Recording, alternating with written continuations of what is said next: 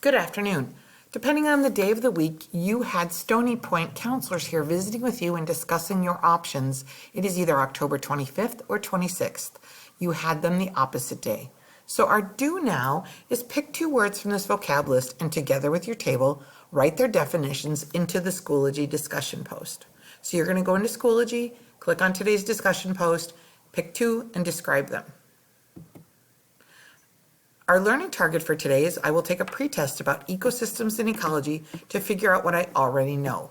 I can recall information from 6th and 7th grade, concentrate and do my best on this pretest. In Schoology, you're going to go into the folder marked Unit 4 Assignments, where you will take a pretest on ecology. We encourage you to take this seriously so that we don't have to go over concepts you already know. When you're finished, you can complete the vocabulary sheet that's on your table and use the glossary in the Science Source books. If you're not with us in assignments, there is a vocabulary sheet. These sheets will go into your in-class folder.